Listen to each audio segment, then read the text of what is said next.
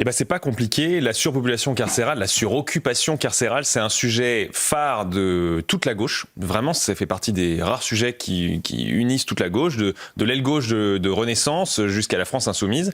Et la solution qu'ils ont élaborée depuis plusieurs années, depuis 2015, il y a la Contrôle général des prisons qui est la première à en avoir parlé, et toute la gauche a enclenché dessus. Ça s'appelle la régulation carcérale. La régulation carcérale, c'est pas compliqué, c'est un numerus clausus des prisons. C'est avant de faire rentrer un nouveau détenu dans une prison, il faut en faire sortir un autre, qu'il ait fini sa peine ou pas, même souvent qu'il n'ait pas fini sa peine.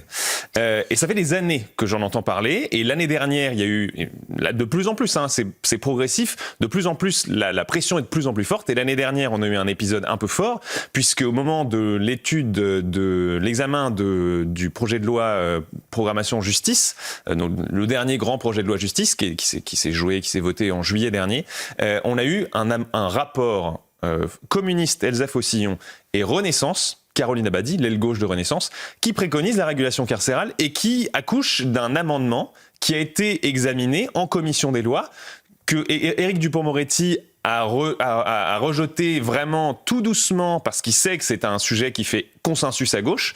Donc on arrive à 20% ?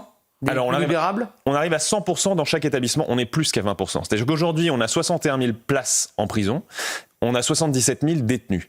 Eux, ce qu'ils veulent, c'est 100% d'occupation. Donc, on enlève les 16 000 détenus en trop, c'est-à-dire 20%. Et même, c'est pire que ça, puisque ce qu'ils veulent, c'est 100% d'occupation par établissement. Aujourd'hui, on est en moyenne à 100 et quelques, on est en moyenne à 125% d'occupation.